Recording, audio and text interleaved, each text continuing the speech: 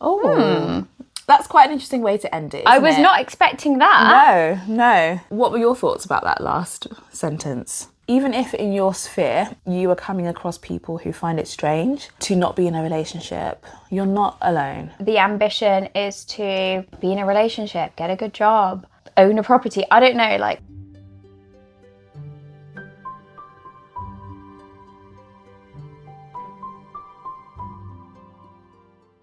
Hi, welcome back to the therapy floor. I'm Dr. Vicky. And I'm Dr. Rick. And we have a good dilemma today, so I'm gonna just go straight into it. So this comes in from a male in his 30s, and he says, I'm in my 30s and I've never had a real relationship. Not because I didn't want one, but it just never happened. I've had situationships, but nothing meaningful or lasting, and it's honestly starting to mess with my head. There's this weird shame around it. I worry when meeting new people because at some point I know the question will come up. So, what's your relationship history? Oh, I hate that question. And I just freeze. Do I downplay it? Do I joke about it?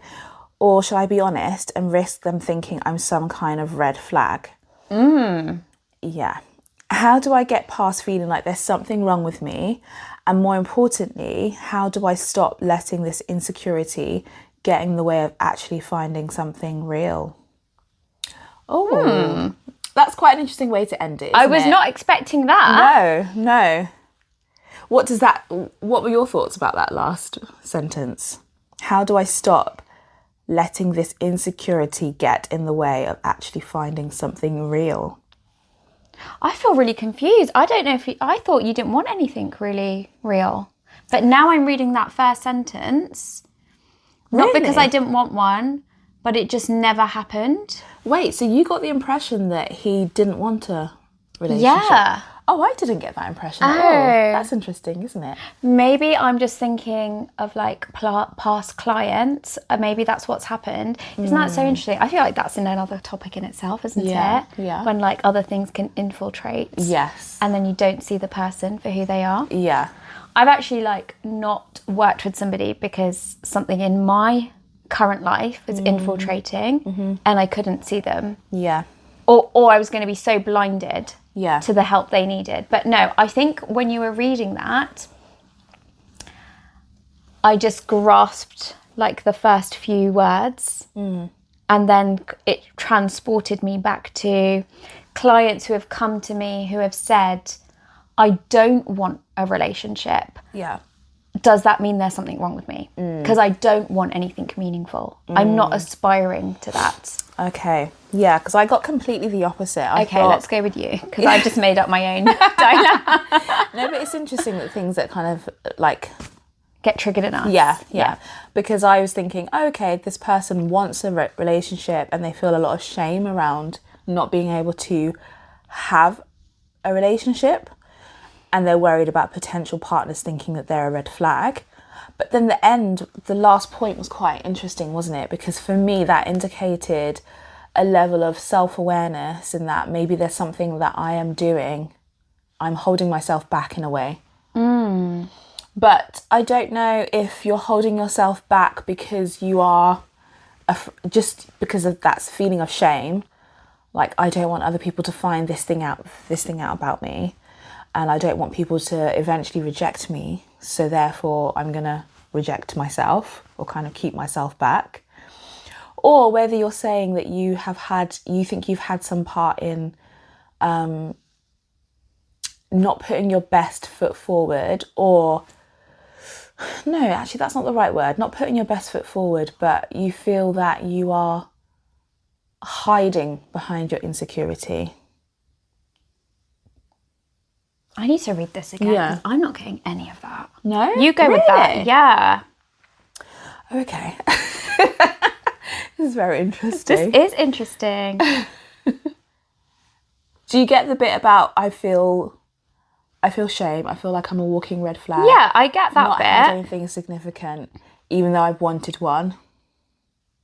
Yeah, but I'm just wondering, have you not had anything significant because you've just not met the right person?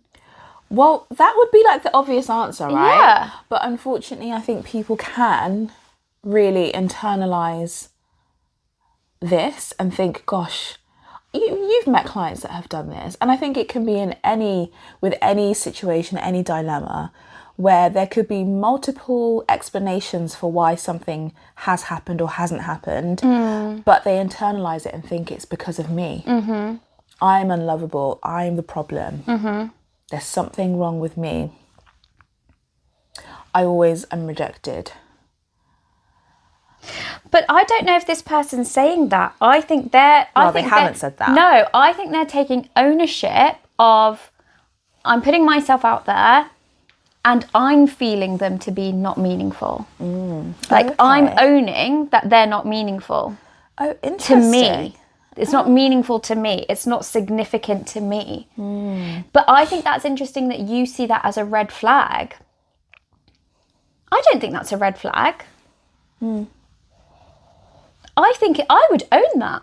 You know, when you're meeting people and they say, what's your relationship history? I would actually own that. Yeah. To say, yeah, I'm dating, I've had situationships, but that spark's just not been there. That desire has just not been there.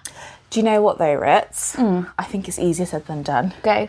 And I'll say easier said than done because I was single longer than you were single, right? Okay, fair. And it was like a question that people would ask. So why are you still single? And it was almost like an implication, like there's something wrong with you. There's something. But that's why I'm getting angry. Okay. Because I'm like, there's nothing wrong with you.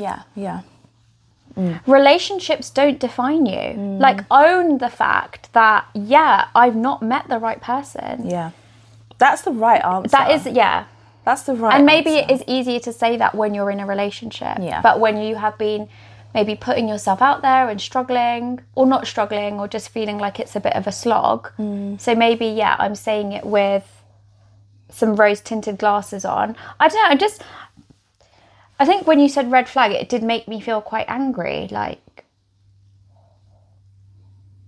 not being in a real, or what you would define as a real relationship, is not a red flag. It's not. And I think, unfortunately, people think that it's just a given. Like, you're in a relationship. Everyone has relationships. And if you don't, why is that? And it's unfortunate because a lot of people are dishonest in their relationships. A lot of people are in relationships in which they are very deeply unhappy, very insecure, but who think, well, this is it. It's better to be in It's this. better to be in this than to be alone. Yeah. And so that comes up a lot in my therapy room. Oh, yeah. And that can give the false impression to everyone else that, this thing called relationships is just so easy. Yeah. It's just so easy to kind of like get into a relationship and just have a life with someone. I think what we're talking about here is confidence, actually, because even if you are in a relationship and you're unhappy, to be honest, to have the honesty requires a level of confidence in yourself. And I think it's the same thing on the opposite direction when you're not in a relationship. And if someone is like, why are you in a relationship? Again, I think it comes back to a level of confidence in yourself to own that, to be able to make a statement which is, I've not found the right person who I want in my life. Yeah. That can fit into my life, rather than I have to adjust and mold and I'm the problem and I'm not good enough to be in other people's lives. Yeah. But it can be quite hard to do that if you are feeling a level of like insecurity about this. I also want to normalize this because I feel like there are, especially now because we do have a bit more choice, we do have somewhat of a, not really, but we're moving towards like equality within the genders. Like, you don't necessarily need to always be in a relationship, like financially, socially, to survive. And so people can afford to be more choosy and to be more picky. Yeah. And, you know, I've come across so many people who are in their 30s and they've never had a relationship, inside the clinic room and outside. So I also want to normalise this for you, that even if in your sphere you are coming across people who find it strange to be in a relationship, to not be in a relationship, you're not alone. You're not alone with this whatsoever. And I think that normalization is going to help you get past the statement here that you made, which is, how do I get past feeling that there's something wrong with me? And I think it's telling yourself there's nothing wrong with you. Yeah. There is nothing wrong with you or anybody who has not had a relationship yet. Yeah. Especially if you want one. Yeah. And yet is a really big part of that statement. Yeah, because it's also important to own that it is something that you do want and it is something that is important to you. I think it is important that we are in relationships and that we know how to do relationships well. And I'm not just talking about romantic relationships, but any kind of relationship, because we are social beings. And if you are someone who places a lot of value in having companionship and having a sense of belonging with other individuals, then don't downplay that either. It's like a balance, isn't it? It's like a line to walk. Yes, this is important to me. Like, I do want to be in a relationship, but at the same time, it doesn't define who I am. Yeah. It's not everything. It's not all of me. And there are still so many ways in which I'm complete and whole. And I actually wonder, as you're meeting people, can you communicate that? So if someone brings it up, and I guess it's the way people bring it up, right? Is it brought up as like, what is wrong with you? Why haven't you been chosen yet? As opposed to, you've not had a relationship. What, can you tell me some more about that? Or what's that been about? Have you ever been close to it? That actually, rather than that halting things and being like, sirens are going off for this person, for me, for whoever. I wonder if you just pause there and take a moment to say, and come back to you and redefine the things that Vicky has kind of just mentioned here. That, yes, finding a relationship is one part of me, but there are all these other parts of me too. And that's, know, my career, my family, my connections, my social life, my hobbies, my sense of community, physical activity, whatever it might be. Like, it's just it's a part of the pie chart. Yeah. It's not the whole thing. And if you find yourself confronted with people who view it as a negative thing, well, then that's a clear flag for you, isn't it? That's a clear indicator that maybe we don't see things in the same way. I mean, if they're okay to have their mind changed or to they're open to new perspectives, great. But if they're someone who's quite rigid and concrete in their thinking, maybe that's also a sign for you that, okay, maybe we're not necessarily aligned in this way. Yeah. And that's a good thing to know that sooner rather than later. Yeah, 100%. Yeah.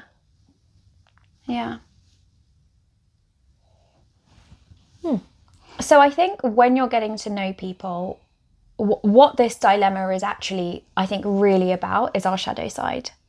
That we all have parts of us that we're maybe afraid to show to other people. The more vulnerable, the more honest, the more is this going to be accepted by society. And I wonder if the work here is also for you to accept this within yourself, accepting that you haven't been in a relationship yet, or something that you can describe as true and meaningful, and that that's important to you. Because I think the more you learn to accept that within yourself until it does happen, and this can be anything to do with our shadows, like we all have shadows within ourselves that we find difficult to tolerate and accept. But I think if you can learn to accept that within yourself, that's going to give you the confidence then that if it comes up, whether it's a question, a red flag, or whatever it might be, it's just going to give you more confidence within yourself to communicate that to the other person, whether that's somebody who is a potential for you, or whether that's just like a passerby. And what a great thing to offer someone, actually, to offer within a relationship, if you can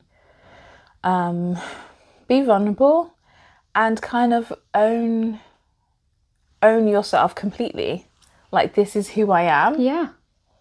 this is my story. Yeah. I think that speaks of a lot of confidence. I think we're coming full circle now, because now I'm getting what you were saying about holding back. Yeah? You're getting it now? Yeah. I'm getting it now. You know, you're saying finding something real. I think when you have that confidence in yourself, that will find you. Yeah. Because then you're being more real. Yeah. You're then not holding back or walking into these situations tentatively. Yeah. And with like your guard up. Yeah. Or like one foot in, one foot out. Yeah. Just in case I'm kind of like rejected. Yeah. Yeah. We got there. Yeah. But that was super interesting how we started off seeing things completely differently. Yeah. And this happens in the therapy room. This doesn't happens. it? Yeah. Like you can come in, you can have an assumption, or you can have an initial impression. And I did. someone. I assumed, didn't I? Or you can also have an impression because of what someone is leading you to believe, but then things kind of shift and shape up in a different way as the work progresses. It uncovers. Yeah. It uncovers. And I feel like this is what's happening here. I really believe you're uncovering your shadow. Now I want to go like super deep, and I know we're like going to end it, but I do this, don't I? This is Ritz's MO. We're about to end, and she just goes, like nosedive deeper into the issue. Go on. No, I think there's deeper shame to this, and I'd be wanting to look a bit more at like the family system of relationships. So I'm just going to leave you with that. Like how were people viewed in your family that weren't in a relationship? Yeah. Yeah. Was that the goal to be aspired to? And if you weren't, were you almost marked against? So I'll just leave you with that deep thought. You're just going to leave them? I was going to say, and then what, Ritz? What would you suggest that they do? Well, challenge that. You know, that's has your family system created a rule for living there? That, you know, the ambition is to be in a relationship, get a good job, own a property. I don't know, like what were the rules that were potentially set out for you that you've just carried on with them, and you've maybe never challenged, actually, is that what I want? Yeah. Or not even is that what I want, is it that people that aren't in relationships viewed in a negative light, or that there's something wrong with them, or that there's shame attached to it? Yeah. And so it's about challenging these rules and assumptions that we have grown up with, that we just take at face value, that will unconsciously shape how we not only interact with ourselves, but interact with the world and then other people. And again, it's just to just pause and take a moment there and ask yourself, does this rule work for me right now? Write your own rules, write your own script, have your own ethos to live by. Okay. Now we kind of went round, we went deep, we came back up again. Thank you so much for sending in this dilemma and for revealing something that is quite pertinent and personal to you.